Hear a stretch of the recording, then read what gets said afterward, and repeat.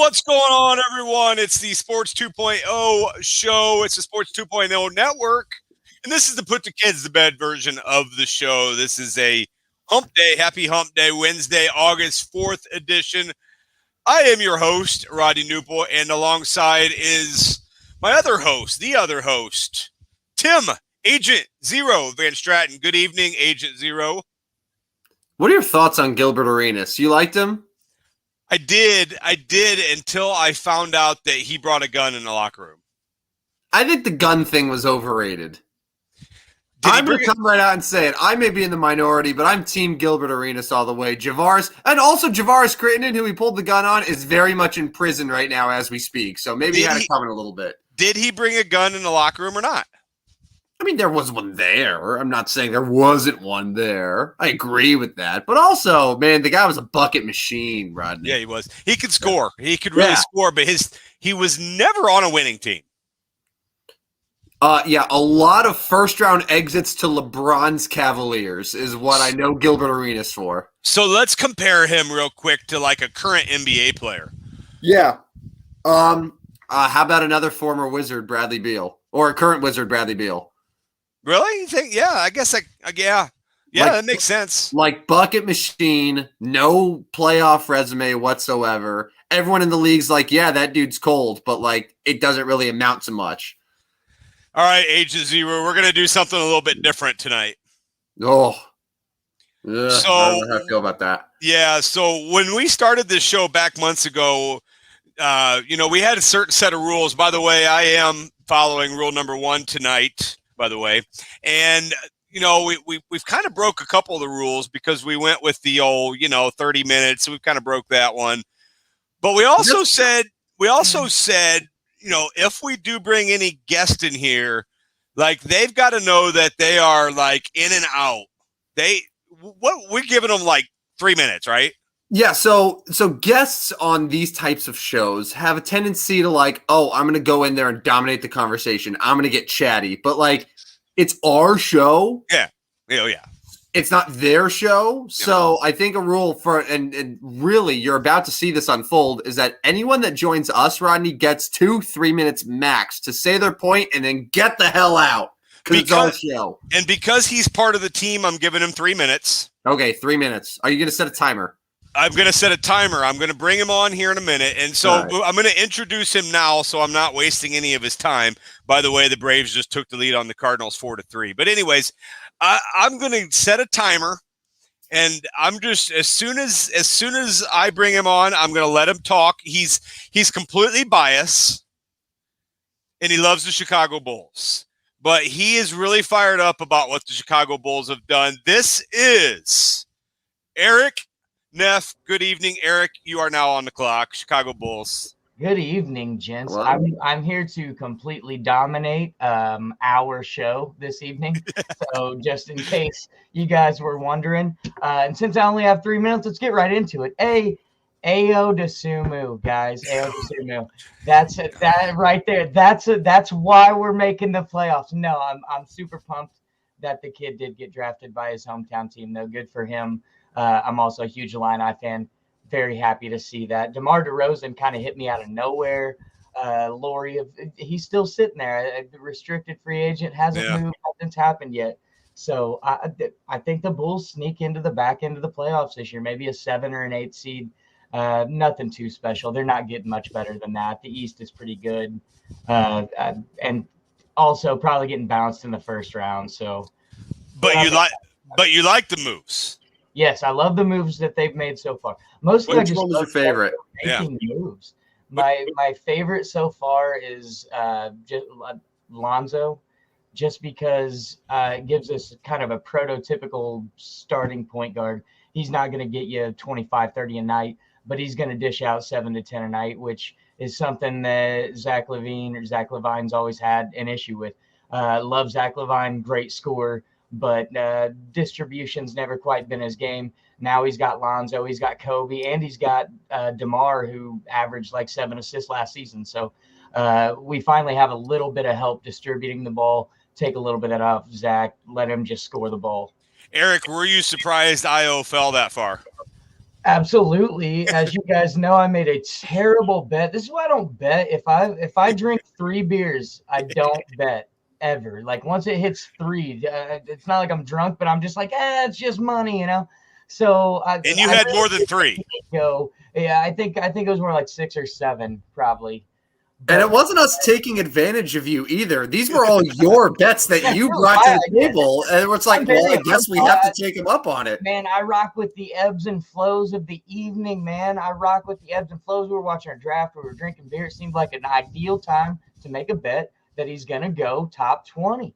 And honestly, I wasn't sure if he'd go top 20. I thought maybe he might hit the Knicks late in the teens. Thought that maybe might be my shot, but I didn't see him. I honestly didn't think he'd fall all the way that deep into the second round. I figured he's mid to late 20s. Eric, you have 30 seconds to tell the next reason you're going to lose money. The next reason I'm going to lose money is I'm going away from Bulls is that the Dolphins are going to win 11 games this season. The Miami Dolphins, baby. 11 games this season. Mark my words, fellas. All right. You know what? Son of a bitch, I'm in. I'm taking you up on that. 11 wins? Deal. 2 with 3,500 pass yards. We'll parlay it together. Let's go. Okay, perfect. Bye, Eric. Bye, Eric. 3 minutes long. He's gone. Hey, that was Eric Duff. Thanks, Eric, for coming on. That's a really special guest when we give him 3 minutes. Well, that's not even what I thought he was going to say. So we made 2 bets that night. The first was the IO bet where he said top 20. He didn't end up going until 38. And then he decided, and I think this is what you were trying to get out of him. To make a bet that the St. Louis Cardinals, who are at 500 right now. Yeah, and about ready to fall below. Are going to make the playoffs. Whether that's division, whether that's wild card, whatever it be, they will be a playoff team. Because as I've heard from all of these Cardinal fans, I don't know if you know this, Rodney, they won 83 games in 2006 because that's totally applicable every single year. That happens so often. 83 wins gets you a division. But no, I thought he was going to say that because I will be taking his money in a couple months. But now this Dolphins thing, and he just parlayed it. You heard him, right? Parlayed it 2 with 3,500 yards and the Dolphins to win 11 games. I'd be stupid not to take that. Oh man, Eric, and yeah. I'm not even going to be betting with DraftKings or anyone. Like, no, you don't need to. Saying, all right, Eric, how can I take your money this afternoon? Yeah, that was and Harrison Bader, according to him, was one of the best players in the game right now. Well, according to things like WAR and all of those stats that we on the show typically try to avoid. Yeah, those are for nerds. I want to talk more about the Bulls, even though he's gone. Yeah, because I have questions. Yeah, let's do talk NBA. It's an NBA show night tonight. Let's go. Yeah. Okay, so I've been thinking about this a lot over the last 2 days. I love the Lonzo move, clearly. Yep. I love the Caruso move. DeMar DeRozan is an interesting fit, but he's a good player. Like, he's had 8 straight years of 20 or more points. What I'm trying to figure out, though, is how this is all going to mesh and how this is going to work together. Because, like, it feels like every good team in the Eastern Conference has clear roles. And I even look at, like, the Knicks and the Hawks, and it's like, okay, the Bulls might have as much, if not more, talent on paper. But, like, at least those teams have clear roles where there's a rim protector, there's a facilitator, there's a scorer. With the Bulls, I feel like, okay, Levine needs a bunch of shots to get his 20 points. Vucevic needs a bunch of shots. Now DeRozan needs a bunch of shots. Like, Lonzo, is he going to be not shooting at all? Because you still want him to take some threes. Patrick Williams is still in the mix. So, like, I just don't know how Billy Donovan is going to get all of these really talented pieces to mesh together without one or two of these guys totally changing their roles and what makes them great. Yeah, and if there is going to be one that changes the role, who's it going to be? And can they succeed at a new role? Yeah, so what are the roles as you see them right now? So they gave DeMar DeRozan 3 years, $85 million. I don't think they did that because they want him to be more facilitator than scorer. Like, they're paying him to score points. Zach LaVine is coming off a year where he scored 26, 27, 28 points a game. They don't want to change that. Like, they gave a bunch of draft capital for Vucevic. They don't want to take away his offensive capabilities. So, like, is Patrick Williams just going to be, like, neutered offensively? I don't know. Yeah, I mean he's gonna. I mean, if anybody, he's gonna have to be the role. He's gonna have to be the. He's gonna have to be a big rebounder. Big guy in the middle. A defender for him, obviously. But I mean, he's their fourth option scoring wise. Then I mean, maybe fifth behind ball. I mean, yeah. I mean, Lonzo gave you 15 a game last year with New Orleans, shot near 40% from three. Like, he has some shooting ability, and I think you still want him to take some threes. Do you want Larry back? I don't want Larry back, no. And I say this knowing full well that you look at that roster right now and it's clear that they lack size and they need to add it. I know they signed Tony Bradley to a 2-year thing today, but they'll add some more. But no, Larry just doesn't have a role on this team. It was evident last year, and it's very evident now.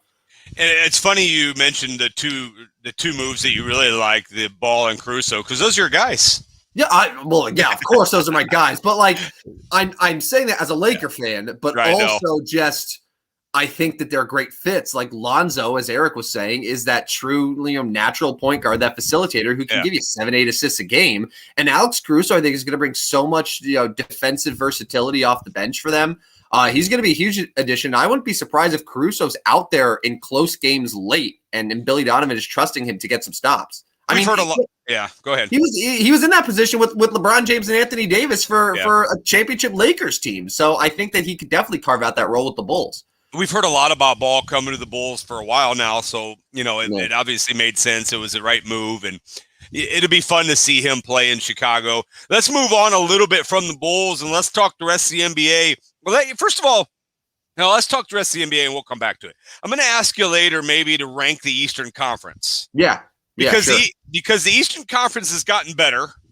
There's no doubt about it. Mm-hmm. They've gotten better. They certainly have several teams that are going to be in contention. Of course, the NBA champions are out of the Eastern Conference.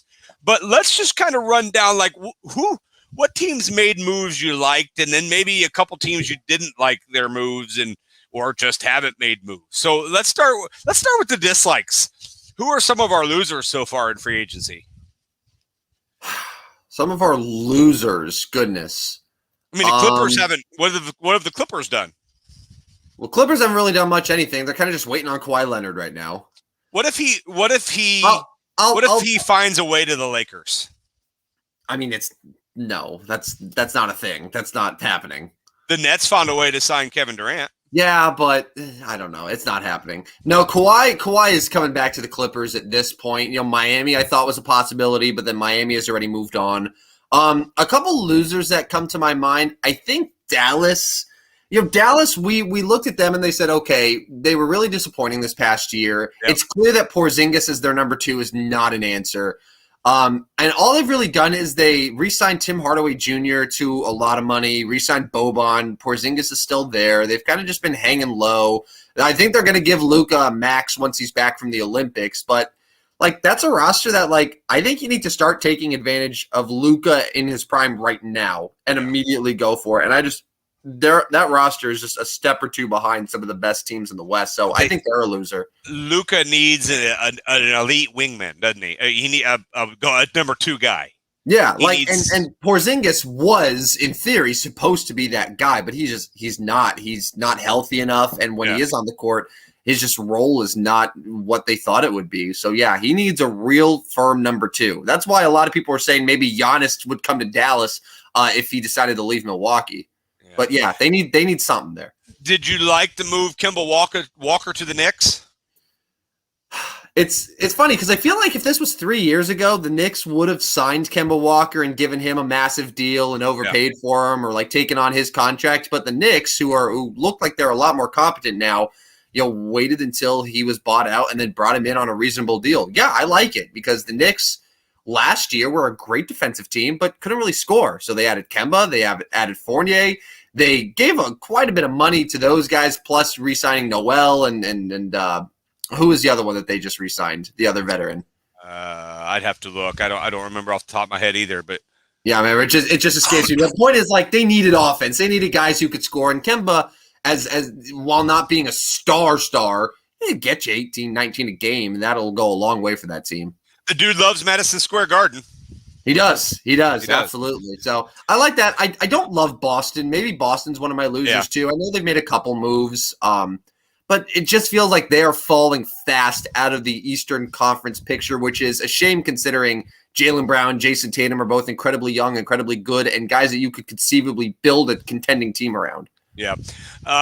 Some winners you like? Who are the Bulls one of your biggest winners? Yeah, I think so. And for a lot of reasons that Eric just said, like the Bulls for years were allergic to free agents, but not that. Free agents were allergic to them. Like there was no buzz around them, which was amazing considering that it's a great city to live in and play in. But, they've got Lonzo Ball at 23 years old in his prime wanting to come to Chicago. They got DeMar DeRozan turning down opportunities to play in New York and Miami and LA to come to Chicago instead. So clearly they have changed the public perception of themselves to the point where now it is a free agent destination, and I think that it can help them in the long run. So ultimately they got better. They should be a playoff team. I have questions about how everything's going to fit, but Bulls basketball is back. It's as interesting as it's been since D Rose was in his prime. Don't you think that started with the hiring of Billy Donovan? Well, I think it started with RDK. I think it started with Garpax gone. I think RDK came in. And then getting rid of Jim Boylan, replacing with Billy Donovan. And then, I know you and I have disagreed about the Vucevic move, and I think this is the year where we could see how that plays out. But, moves like that are ones that show, okay, they're not messing around. Like when it was Garpax, it was, oh, let's trade for this terrible Otto Porter contract. Yeah. And let's sign a aged well beyond his prime Dwayne Wade for a sad homecoming. Like those were the big moves that they tried to get people excited about. And RDK is like, no, screw that. Let's actually try to win games. Yeah, I like it. Hey, let's rank the Eastern Conference coming into the season. Obviously, for me, I can't rank a team not number one that won a championship unless they lost their best player. So Milwaukee's number one. But then after that, what's the Eastern Conference picture look like to you? So I haven't written this down. I'm just going off the top of my head, and I'm just trying to think. One of my winners, by the way, is Miami too, and you'll see why here in a second. But I would say number one, Milwaukee's the defending champs, although I think Brooklyn is the rightful title favorite. Yeah, no. So, Milwaukee, Brooklyn are 1-2, and you could swap them, whatever. But those are the two top teams in the East, and it's pretty undebatable. Number three, this is where it gets dicey because Philadelphia, there's so many questions about what's going to happen with Ben Simmons. And, they were still the 1 seed last year, and, they clearly are a good team. I'll still put Philadelphia 3 for now. Yeah, me too. 4, I'm going to put Miami 4. Over Atlanta. I'm going to put Miami ahead of Atlanta. Okay. Yeah. Okay. I think Miami this last year really struggled with getting everyone healthy at the same time. You had guys battling COVID. Look at some of their lineups early in the year, and it was bad. Yeah. But Butler, Lowry, Adebayo is a really good big three. There's lots of playoff experience there. It's a good mix of veterans, younger guys. If Tyler Hero can get out of whatever funk he was in last year and be a great six-man for them, that team could be really good. So I have them number 4. Okay. I got the Hawks number 5 because I really like the way that they're put together. Yep. And then this is where you're in the range of the Bulls, the Knicks, and it's which one? Because I mentioned, I think the Bulls are more talented and have bigger names, but I think the Knicks just have more defined roles, and they were a 4 seed last year, so maybe Knicks just ahead of the Bulls, 6-7. If I have a question on which one's ahead of the other, I'll go with the team that was a little bit better last year and really hasn't lost anything, and maybe even added a little bit with Kemba Walker. So I'll go Knicks 6. I'll go Bulls 7. And then who's your 8 in the Eastern Conference? Yeah, 8 is tough. There's a lot of teams that could be in that mix. Indiana hasn't really lost too much, and Sabonis, Turner, those guys are going to be healthy again. So they're right there. Washington with the acquisition of Dinwiddie today, Dinwiddie plus Beal plus Kuzma and whoever else, that's not a bad group. Right. I'll put those Charlotte at number 8. Okay. LaMelo Ball was really good, and he's going to get better. Gordon Hayward missed a lot of time with injury last year, but if he's healthy, that's a really solid scoring option for them. Terry Rozier was great. They had 2 first-round picks this year. That James Bouknight is the one who they got 11th overall that I think could be a really nice scorer for them off the bench. I think Charlotte's in a good position right now at number 8, so that's who I'll give the slight edge to. Now they lost my boy Devonta Graham. They did, but Devontae Graham really lost his role as the season went on. And honestly, he hasn't shot the ball well now for 2 seasons. And it's like he has this reputation of being an elite 3-point shooter, but he just hasn't been. And then after that, it looks like it's like the Pacers, Celtics, and then the Raptors, and then you see the bad teams at the bottom would be Detroit, Orlando, Cleveland. Who of all of I guess the Bulls are the team that missed the playoffs last year that's most likely to make it this year. But besides the Bulls, out of the Raptors, the Magic, the Cavs, the Pistons, anyone in that group that's like, hey, you know what? Maybe they could be a possibility for the play-in tournament. Does Cleveland make the jump to the 10 seed? I don't think. I see Toronto, Cleveland, Orlando, Detroit as for sure not making it. Yeah. And so then my 11 would probably be between Washington, Boston, and Indiana and Charlotte. I mean, there's 4 teams for me. If I was betting right now, I would say Toronto, Cleveland, Orlando, Detroit just don't make it. So I don't know as if any of those teams make the move. I don't like Cleveland's makeup well enough to, they missed the playoffs by 11 games. So yeah, they were close. I don't see that. Of course, the Bulls were 2 games out. I don't like Toronto. I'm not sure they're even necessarily trying to be better, to be honest with you. I don't like Toronto. Of course, Pascal could be really good and, certainly lead them far, but I don't like that. So that's where I'm at with it. Yeah. So who'd you end up having as your 8 seed? So I'll go. You went Charlotte. Yeah. I'm going to go Celtics, of course, right? Well, you love the Celtics. Yeah. You love losing money on the Celtics. Yeah, so that makes sense. Celtics 8, Charlotte 9, Pacers 10. With no Brad Stevens as the coach now, it's who's the coach? Udoka that they hired? Yes, some guy. Anyway, so that's your Eastern Conference. We didn't talk much Western Conference, but really most of the splash moves. I mean, not. Well, what's changed in the West besides the entire Lakers roster? Jazz haven't done anything. I mean, they brought guys back. They haven't added Rudy Gay, but it's still Conley, Gobert, Bogdanovich, Mitchell. That's still a really good team. Suns brought the CP3 back. Yeah, they're going to be about the same as where they were. Nuggets haven't changed.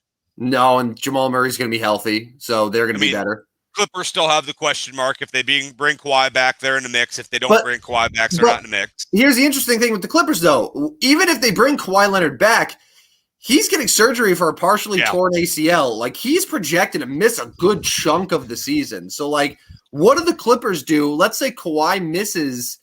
Let's just say he misses 60 out of the 82 games. Where are the Clippers then in the standings? That to me is borderline play-in tournament. Yeah, I mean they went 47-25 last year. I think that's a 10 to 15 game loss. I mean you're looking at well, I mean obviously you're playing more games this year with with the schedule back to normal.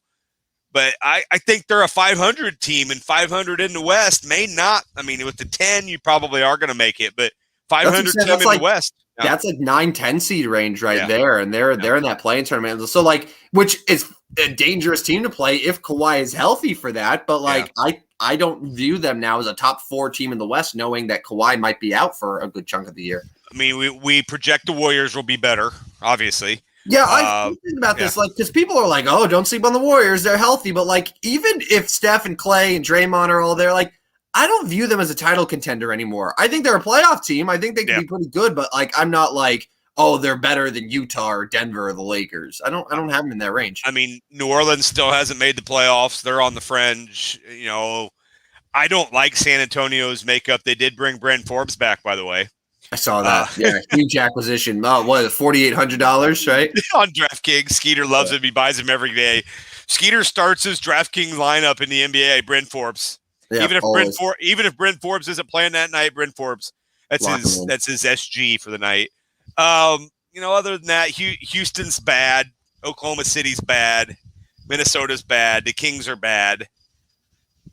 Yeah, it seems like the bottom teams in the West have a lot less hope than the bottom teams in the East. Like, I look at the teams in the East and I'm like, okay, Orlando, like, nice young core. Detroit just got Cade Cunningham. Like, I see potential there. Like, I like Cleveland's front court a lot with Jared Allen, Evan Mobley. But, like, I look at those bottom teams in the West, and it's just like, it's bleak. Like, Houston's bleak and sad, and Sacramento is just bleak and sad. Like, there's nothing to really be excited about there. And their place at the bottom of the standings is, like, obvious to me. The answer to the question on the screen right now is no. So what happened tonight? So Jay Happ started off well. It was like the anti-Lester, because Lester got blown up in the first inning yesterday and then settled down and was able to get 5. Jay Happ was pitching well, and then it unraveled, or what happened? They took him out after 5. He had given up 2 runs. 2 home runs, I believe. One home run. So, okay, Soler hit 1, and then they drove in another guy later. It was 3-2, and then they brought in the bullpen, and that bullpen's bad. Helsley immediately gave up 2 runs after that. So hold on. So the whole thing that Cardinals fans are saying, well, Jay Happ, at least he can eat innings. So when he was actually pitching well for a change, and he was 5 innings in, they're like, oh, let's pull him. And then, like, that I don't understand. 85 pitches. I mean, for Jay Happ, he can go 1 more inning, right? The answer is no to the question on the screen. That's not the right question. The question on the screen, the answer is no. Other than that, we kind of, we could talk basketball. We could talk NBA all day right now with what's going on. But other than that, any other thoughts in the NBA? Because I do want to talk the big Hall of Fame game tomorrow. Oh, yes. Yeah, I have lots of thoughts on the Hall of Fame game. Who would you say is the big winner of free agency? The big winner of free agency. And it could be a team, it could be a specific player. Like, who do you think of, like, totally just one free agency? Well, I mean, I think it's huge for Lonzo Ball to be in Chicago. They want him. He wants to go there. Mm-hmm. I think that's huge for him. I think he's going to have great confidence, and I think he's going to, while not maybe if they had quote unquote captains, but he's going to be a leader in Chicago. I truly think he is. Now, Zach LaVine is obviously the veteran there, and Vuk is going to be a leader there, but I think they're going to give him a role where he can be a little bit of a leadership, and I think that's going to fare well for him. Who won, or the biggest winner? I don't know if I have an answer. I mean, Chris Paul going back to Phoenix is good for both sides, although it's going to take him to 40 years old. But Phoenix can't lose him. They clearly needed him back. So I mean, those are just 2 thoughts. The winner, because we think about the NBA, it's like, oh, everyone's trying to get younger. I think some of the old guys were winners in free agency. Like, look at some of the money that was handed out. DeRozan's 32 years old. He just got 3 years, 85. Yep. Kyle Lowry's, 36? Yep. He's got 3 years, 90. Chris Paul's got a contract that's going to take him into his age 40 season, and he's getting paid a ton of money. So, like, I think a lot of teams now are saying, okay, look, like, we can try to go young, but you still need a few of these old guys with some experience, with some leadership to supplement that. Like, Phoenix was going nowhere as a franchise. Chris Paul comes in and they're in the NBA Finals. Yeah. So while it's not a perfect recipe, I think that they do understand the meaning of veterans just to be there, 1, because they're productive still, and number 2, just because they're leaders, and like young guys need that presence. So the old guys cleaned up in free agency. I mean, even for example, and I don't know what his number was, but even like Carmelo Anthony wasn't wanted at 37 years old. Yeah, and like Carmelo's different because Carmelo had to settle for the minimum, but like there were examples of other guys. Like PJ Tucker has clearly shown that like he has a role on a contending team, and Miami handed him a multi-year deal. Do you like the pieces the Lakers put around LeBron and Davis and? So obviously, as we've discussed, I'm not a huge fan of the Russell Westbrook move.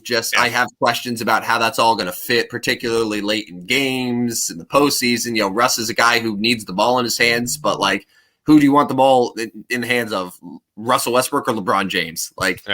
So I have questions there. I loved some of the shooters that they added. I think getting Malik Monk on the minimum was a steal. I'm fine with Melo. I think he showed last year in Portland that he still has plenty of game left. Kendrick Nunn was a good move. So, like, I like those. Now, the one question I have is, what's their defense going to look like, particularly their perimeter defense? They were the best defense in the NBA last year. Like, they're not going to be that this year. And they're expecting Russ to be an elite defender, and I just don't know if he's that anymore. Yeah. All right. Well, let's move off the NBA. Do you have a GCD this week? No. We can skip it to Sunday. Let's skip it. Skip it. Yeah. No. You know what? I got one.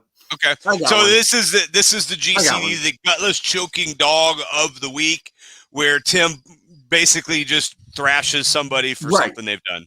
And it's going to tie in a little bit to our SIA list because there's a lot of trade deadline stuff on there. My gutless choking dog is Jed Hoyer. So I want to throw this out there. I think what Jed Hoyer did by trading all those guys was the right decision. Yep. I agree with it. He should have done it earlier. What I didn't like and why he's on this list is because he had an interview with a Chicago radio station. What was it, Monday? And said, hey, listen, we did the best we could. We gave them offers that are going to hold up very well. They all said they wanted to be in Chicago, but at the end of it all, they didn't offer any counter negotiations. It just basically was making it seem like it was all their fault. But like, Jed, you're not fooling anyone. Like, we know that you're not going in there and offering Javi Baez $200 million. Right. We knew exactly what the direction was for your team when you traded Darvish for a salary dump. We knew that these guys were not coming back. So don't even try to BS and say, hey, we tried. It's their fault. They didn't want to come back. And he's already walking it back because he's getting criticized a little bit. Like, all that is doing is burning bridges. And we know that, like, this was clearly they wanted money. You weren't going to offer money. So don't try to make it seem like they're the bad guys. Yeah, I mean, and if you're a Cub fan, like the last three guys you want a management to piss off is Chris Bryant, Anthony Rizzo, and Javier Baez. I was also going to say, what Anthony Rizzo should have done, because he was interviewed shortly after Jed Hoyer had those comments. He should have been like, and this would have been amazing. Yeah, me, Javi, and KB, we've been talking, and we actually were all interested in coming back to Chicago this offseason. We just love it there. But then Jed said all that stuff about us, and it just really rubbed us the wrong way. So we're thinking about abandoning that plan, going elsewhere. Like, can you imagine the fan base reaction if that's what they said? Yeah, and he even said something about we're getting the band back together somewhere else. We're going to all three try to sign somewhere else. That's so interesting. Well, we'll talk about where those three might land a little bit later in the fall and even into the winter. But that's your gutless choking dog of the week. It's time to move into the SIA time.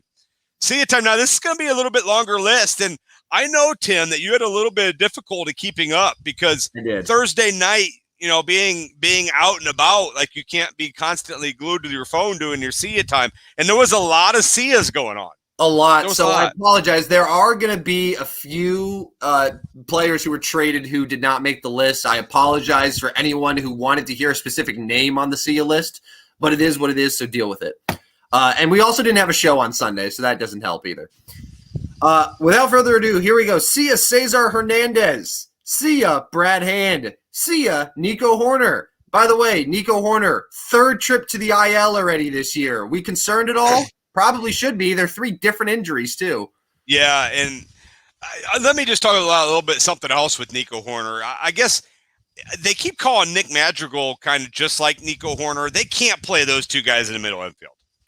I think Nico is probably going to be a long-term corner outfielder. I think they have like Ed Howard as their shortstop for the future, but like next year, I think that is going to be their middle infield, and I totally agree with you. They're 2 guys who hit for empty contact, have great batting averages, but no power to speak of. And I don't know if you can have 2 guys back-to-back like that. Yeah. It's fine if they're like your 7-8 hitters, but if they're like your 2-3 hitters, you got a problem. Yeah. See ya, Anthony Rizzo. See ya, Diego Castillo. See ya, Russell Westbrook.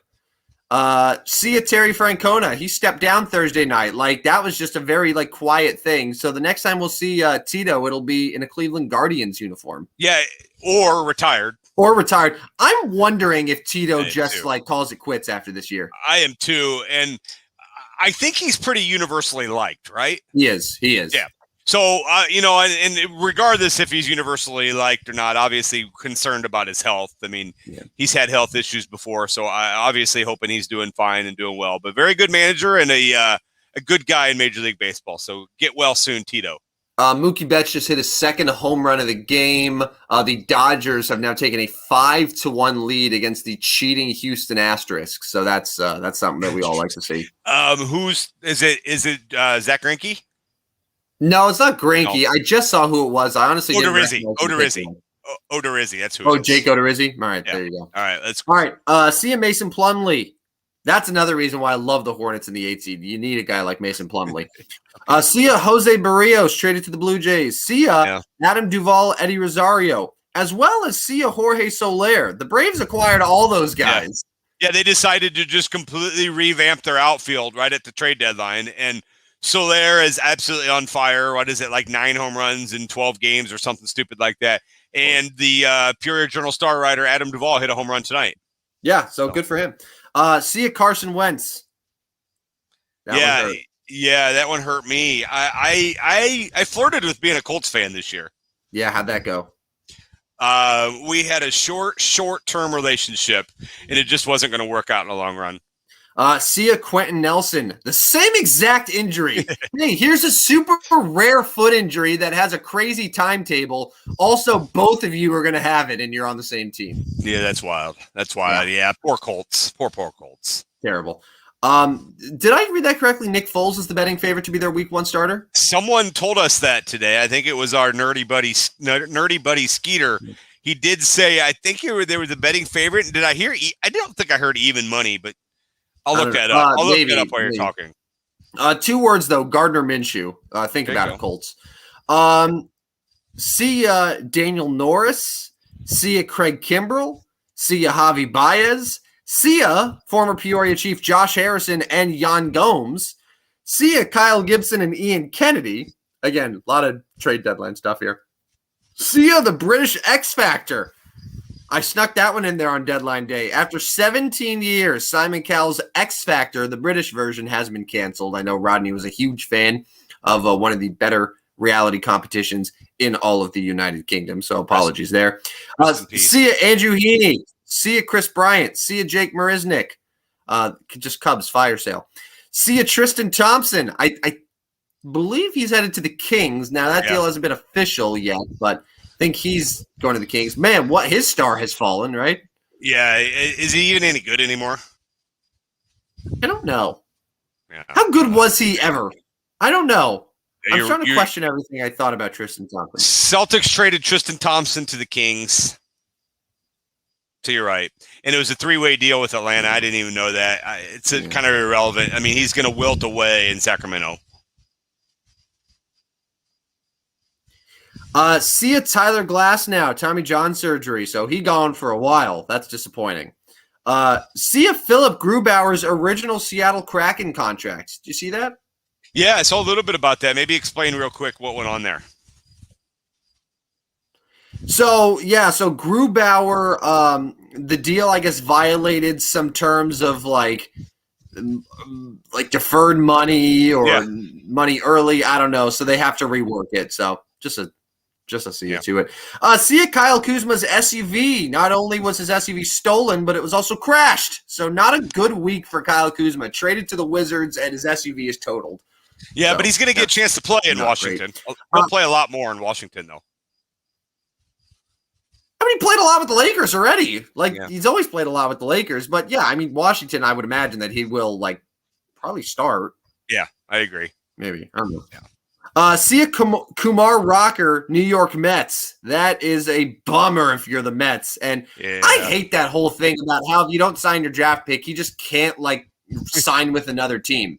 He's just gone. Yeah. Right? You have to just go back to Vanderbilt or just not do anything. Honestly, if you don't sign your first round pick, any team should be able to sign him. Yeah, you should get X amount of time, and then at that point he becomes a free agent. Just like everybody else. You want to sign him in a minor league contract and let's move on. But yeah, that's too bad. And so Mets. So Mets. I was wondering too why he was falling as far as he did and fell all the way to 10, but now it makes a little bit of sense though. See a Team USA baseball losing to Japan in the quarterfinals. So who would have thought a team headlined by Todd Frazier and Scott Kazmir would not do well? See a Devontae Smith suffered a knee sprain during training camp this week. So he's week to week now in Philly. That's not good. See ya, Josh Hader and Garrett Cole, a couple of COVID boys cutting it up. Yeah, Brewers blew a game last night. Blew a lead late. I don't think it'll affect them too much. They're still going to win the Central. They'll be fine. See ya, Anthony Rendon. After a miserable year where he's had multiple injured list stints, they've just basically decided, you know what, screw it, get surgery. So Anthony Rendon out for the year, season-ending surgery. A very successful second year in his massive 7-year contract. Once again proving that the Angels just know how to spend their money. And last but not least, see ya, 95.9 The Sports Nut in Peoria, Illinois. See ya. And nobody here is sad about that. People are like, wait, there was a radio station that's not ESPN that did sports in Peoria? What? 4 years? Well, they've been around for 4 years? No one knew about it? I'm sure the conservative talk will go real well. Freedom 95.9. Yeah, I was listening to the Mark Levin show before this. So, yeah, really excited. America, baby, America. Hey, so here's what I'm going to do. It's time to get out of here, but here's what I'm going to do. I'm going to read the top 5 betting favorites to be the first snap for Colts in week 1. Okay.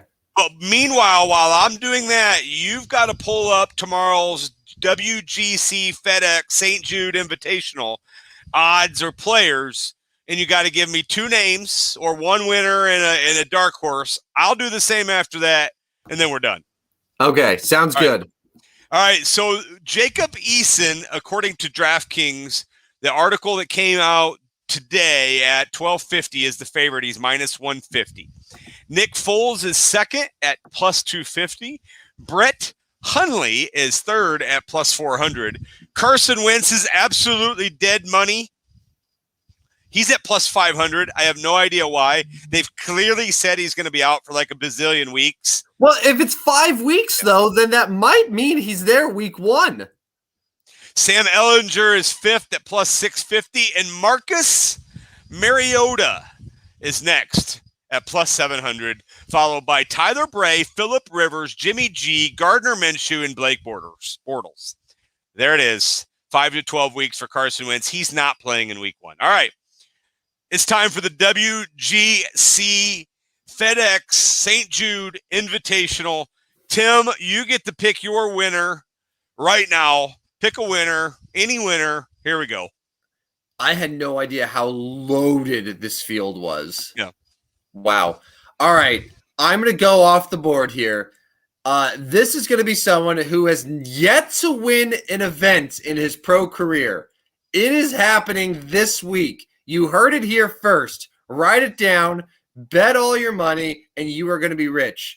Scotty Scheffler will be your winner this week at the WGC FedEx St. Jude Invitational. Why? Why, you ask, Rodney? I'm sure you're wondering, why Scotty Scheffler? Why? Because this is golf. Anything can happen, and he's due. He's due. Lock it in. Scotty Scheffler, that's your winner. Plus 2,800. DraftKings, so what? Plus 2,800. Yeah. Throw some change down on him. You never know. I am gonna go with a guy that has won before and has won multiple golf events. And now this is kind of backwards because typically I'll do the guy that's like, I don't know. And you'll be like, hey, I think this, pretty good players go in. Justin Thomas. Dustin Johnson. Oh, yeah. He's good. He's okay. Plus 2,000. He is, but he's kind of down the odds. It's Koepka, Morikawa. It's X, Spieth, JT, Rory, and then Dustin Johnson at 20 to 1. 20 to 1, lock it in, Dustin Johnson. If he doesn't win, then it's Tyrrell Hatton at 45 to 1. Oh, can I give you a backup one in case that Scotty Scheffler, the guy who's never won, doesn't win? Yeah, absolutely. We always have a second chance. Is there any good reason to you why Will Zalatoris is 50 to 1? He just keeps making cuts. But he doesn't win big events though. I mean, he's due now, but 50 to 1, he's a good golfer. Guy almost damn near won the Masters this year. So that's my backup pick, 50 to 1, Will Zalatoris. I like it. I don't know. I'm feeling like this is going to be a tournament where we're surprised by the winner, where it's a guy who's going to get his first taste of the good life. I got that gut feeling, dude. My gut feeling says Dustin Johnson. Anyways, all right, man. That was the Put the Kids to Bed version of the Sports 2.0 show. We'll be back on Sunday unless we don't want to be. If we don't want to be, you can show up at 9 and we just won't be on. And then if it's 9 o'clock and we're not on, we'll just shut your computer off and go to bed. I don't know why you would. Yeah, I don't know why somebody would complain about us not being on. All you got to do is log on. If we're not on at 9, you move on. If we're on at 9, well, you listen to us, right? I don't get it. I mean, I love the idea that people are like, honey, we need to be home by 9 o'clock. Rodney and Tim are going to be on. It's the Put the Kids to Bed version. Make sure the kids are in bed because I'm not missing the show. But yeah, if we're not on Sunday, then just deal with it. We'll see you on Wednesday. Yeah. Like, I don't know, man. We're probably going to be, and if we do, I'll tweet like 20 minutes before and say we're coming on. So anyways, yeah. All right, he is Tim, Agent Zero Van Stratton. I'm Rodney Newple. This is the Put the Kids to Bed version of the Sports 2.0 show. Maybe back on Sunday, maybe not. Hopefully we are. I don't know. We'll see. I'll talk to Tim, see if he's interested or not. Bye, Tim. See you, Rodney.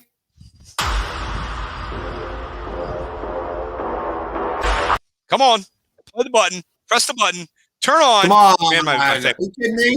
I think I'm lagging tonight.